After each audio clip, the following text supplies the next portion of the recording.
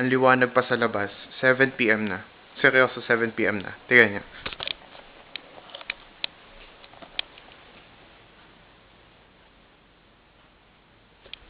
Pero ang liwanag pa rin. Ganito dito kapag summer. Sobrang liwanag pa rin sa labas. Election day ngayon dito sa Korea. So, medyo tentative yung schedule ko. Ang aga ko nagising kanina. Mga 7:30 nagising na ako.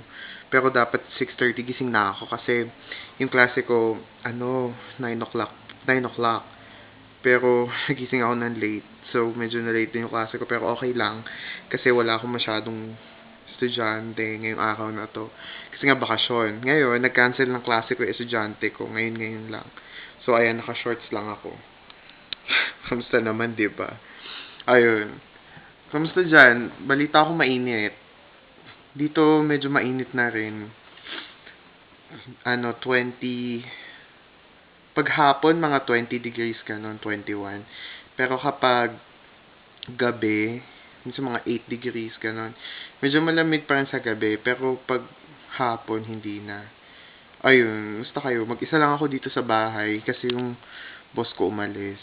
Kasama yung mga anak niya. Tapos, kagabi pa. Tapos yung katrabaho ko naman, nagtatrabaho pa siya ngayon. Nasa malayong lugar siya.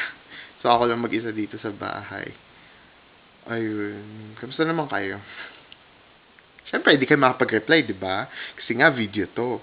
Ayun. Pero mag-reply na lang kapag di ba? Mag-reply na lang kayo ng isa pang video din. Sana naman, no? Ayun. So, kamusta? Kamusta na,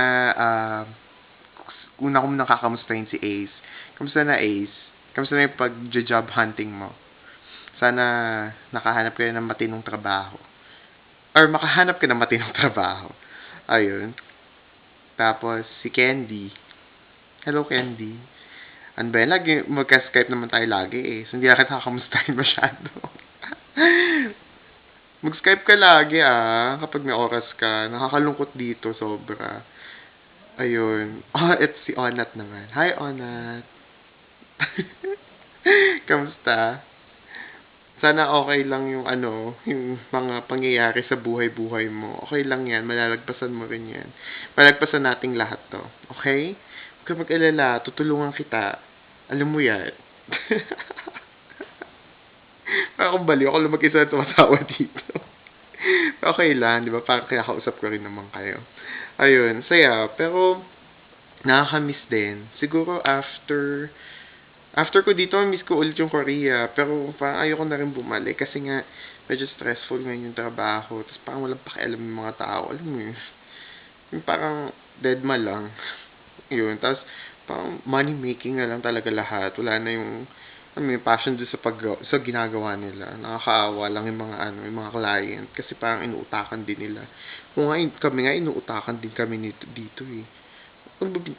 Minsan hindi kami binabayaran ng tama. Grabe talaga. Nung nasweldo namin. Pero, ngayon, mag-a-account na ako ng sinsweldo namin, ginagastos namin. So, pagkasweldo, ipapakita ko lang talaga lagi sa kanila yun. Para may ebidensya, di ba? Sa resibo. Grabe yung nakaraan, hindi ko naman kasalanan na walang inisyo na resibo yung machine. Kailangan ng resibo kasi sa transportation namin yun. Sa transportation money namin yun. Tapos sinabi ba naman 20,000 won yun mga kulang 800, ganun, mga 700 pesos.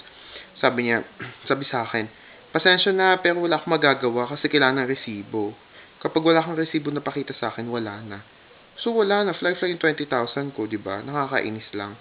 So ngayon, ang gagawin ko talaga, mag-resibo, accounting, bahala sa buhay niya. Di ba? Grabe talaga. Ayun. So, sana makita ko na kayo ulit. Namimiss ko na kayo sobra. Bye-bye! Hanggang sa susunod na video.